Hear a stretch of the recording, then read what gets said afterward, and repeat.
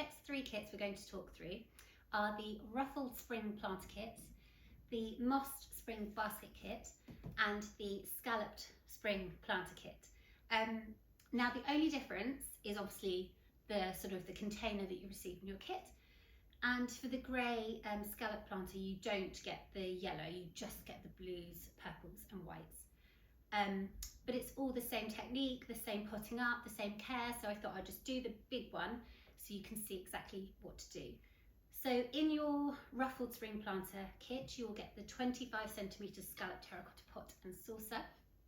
In the Mossed Spring Basket Kit, you'll get this gorgeous sort of rattan waterproof basket.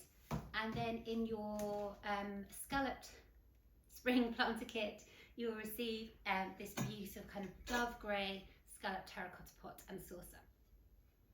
So let's begin. So you will have in your kits gravel, compost and moss. You'll have your container. You will have your dried birch twigs and your dried thyme. And then you will either have blue muscari, lilac viola, indigo viola and white viola. And then if you have the basket or the rose terracotta pot, you will also have your yellow tete-a-tete. So I'm going to pot it up with the yellow tete-a-tete in this container here. It's the biggest one, so hopefully it will give you an idea of how to pot up, but you just replicate it across the other two. So we're going to add in our gravel. So pop your, if you've got the terracotta, either of the terracotta pots, put your pot on its saucer and then add in the gravel at the base of your pot. You can add all of the gravel that's in your brown paper bags. That just adds an element of drainage so that your sort of roots of your plants aren't sat in water for a prolonged period of time. And then we're going to pop in our compost. Now just sort of like, I'd say an inch or so we don't need all of it in just yet. So flatten that down, and then you can pop your viola on top in its plastic pot just to see the height. So I think I'm going to put a little bit more compost in there because I want my viola to be sort of sitting just a little bit excuse me, above the rim of the pot. So that's about right. So if you imagine you're going to have your 3 violas potted like that. So now we can start, after giving them a really good drink, start taking them out. If you find they're a bit root bound on the base of the pots, don't worry, you just separate it. None of these seem to be. You just separate them, the roots, with your fingers. It's fine, they will grow back. Is this one? Oh, this one's a little bit. So yeah, just get your fingers in there and just kind of break them apart. It won't damage them at all. And then just gently sort of tease them out of their plastic pot. So there we have 3 of our beautiful violas. Sort of, I've popped them in a triangle. So you've got 1 at the top and 2 at the bottom. It doesn't matter which one's which. And then we're going to pop in the rest of our compost into the gaps.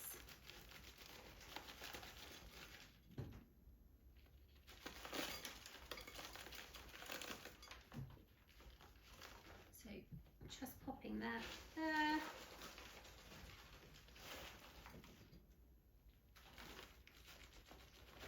There we go. Just being kind of gentle of any sort of little viola buds that are around the base. And then just sort of gently compressing that down.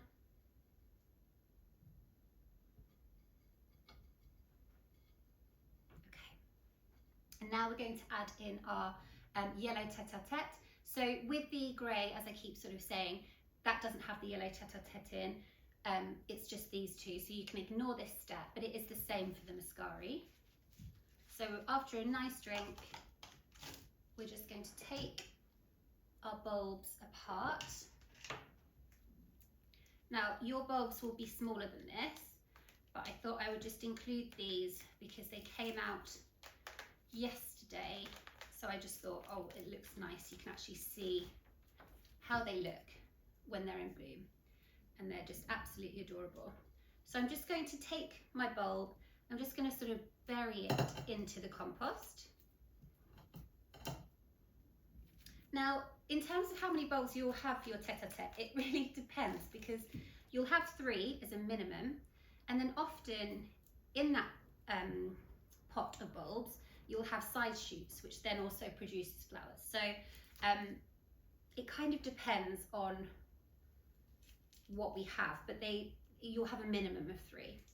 So I've got 3 here, so I'm just going to pop those in, and they just look so spring-like and colourful. So just making sure they're nice and secure in that compost. I'm just going to put a little bit more around this one.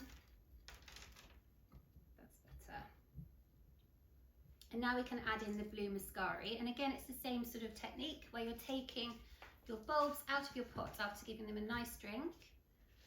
So this is where this will happen in your grey pot, and then you're just going to break them apart. You can be quite assertive, I promise it won't damage them, and you're just going to take them apart. So you've got individual muscari bulbs.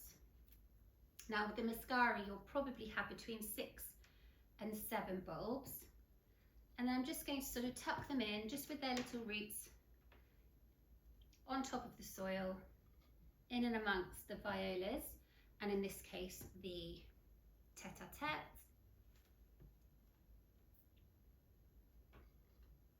And then you can allow the roots to hang over if you want to, just to add some more sort of texture.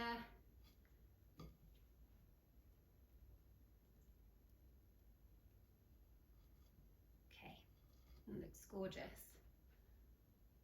Okay, and now I'm going to add in the moss. So in your kits you will have the flat moss, which is this sort of woodlandy carpet moss. Now with this you just need to break little sections apart and just tuck it gently in and amongst the bulbs and the violas. Just being careful not to sort of damage any new buds of the violas, which are usually around the base of the plant. So just being really careful and gentle when you lay that down.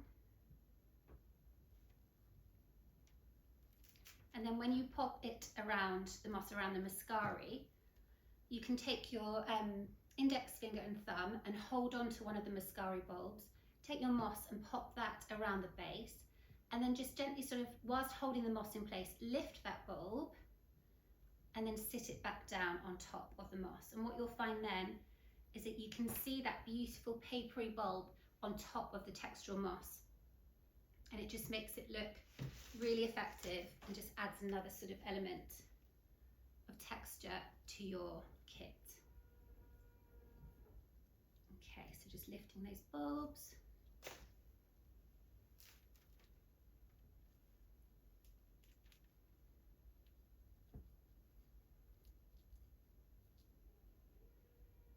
Sorry about the noises of the building works we're having done next door. Okay, and again, just being really careful of those tiny little buds. You can see lots down here of the violas. Okay, so that's nearly done. It looks so lovely. Okay, and now we're going to add in the twigs. So we've got the dried thyme and the dried birch twigs. So you just need to sort of cut them down to size depending on how tall you want them. I'd say, you know, anything from sort of 4 inches to 8 inches. I personally don't love the look of the twigs being like really massive and wild. I prefer them to be kind of nestled in amongst the flowers, but obviously you can cut them down to whatever size you like. It's just my personal preference. I just prefer the bulbs to be the main event and the viola rather than the sort of the twigs. But you know, you do whatever you think looks best. There's no right or wrong.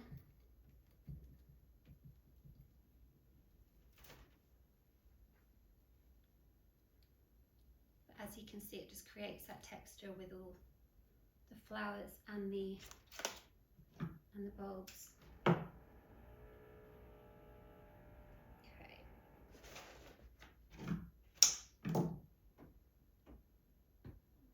Okay with that one. Okay, and now I'm going to add in the dry thyme. Now the dry thyme is meant to be shorter, it's meant to be really kind of textural, it's very dry and brittle. So you're just adding that into the base, so it almost creates a kind of woodland floor effect. And you'll see it's sort of very twiggy. But yeah, you don't need a lot of it, it's just to add that contrasting texture in your kit. But you can break this off with your fingers, it's really dried. Okay, so that's it all potted up beautifully, and again it's just replicated in the other two containers. In terms of care for your planter kits, so Muscari and Tete-a-Tete are so easy to look after, they're not very demanding. All you need to do is keep the soil damp. With violas, they are a little bit more fussy when you're keeping them indoors, in that they like quite a lot of sunlight. They definitely don't like to dry out. They're a really thirsty plant, so you're probably going to be watering your planters every couple of days just to keep those violas really nice and fresh. If you find that they kind of look a little bit sad, it will be because they're thirsty and they're not getting enough water. So give it a nice drink. Make sure you're watering the soil underneath the moss and not just the moss on top. Ideally, you'll find that the water sort of congregates in the saucer. That means it's really draining down. So you can then tip that water out of the saucer. But yeah, you just want to make sure that moisture is really going through down to the roots. So when you find that your flowers go over, especially with the viola, you can simply snip them out with your index finger and thumb, and then that will encourage all those new buds to bloom. So I'll give you an example. None of these have actually gone over, but I'll take one anyway. So you're simply going to take your index finger and thumb, go right down to the base of the stem of your faded flower, being careful of those little buds and sort of down the base, and you just simply snip it out, and that's it. You can just take that away, and then that will encourage new flowers to form and to bloom. With regards to the Muscari and the Tete-a-Tete in this instance, you can wait for the flowers to go over, allow the leaves to go yellow. That means all those nutrients from those leaves are going back into the bulb, ready for next spring. So once those leaves have gone yellow, you simply snip at the base of those leaves, so you're left with just those little bulbs, and then you can pop them straight in the garden, sort of 4 inches, 5 inches below the ground, facing upwards, pointing upwards, and cover with soil, and forget about them. And you know, they should, there's no reason why they won't come back next spring. You can do it the more sort of considered way if you want to, which is you can pop them in a brown paper bag in the cupboard, in somewhere dry, and then pop them in the garden after the frosts in the spring, and then they will also reshoot. I personally prefer the lazy option because I know that I will forget about them if they're in the cupboard, and I just put them straight in the garden, and I've never had a problem with them coming back year after year. So that's it. So you keep it nice and damp, nice and bright. You can replant the bulbs, deadhead the florals on the violas by pinching, and that will encourage new buds to bloom.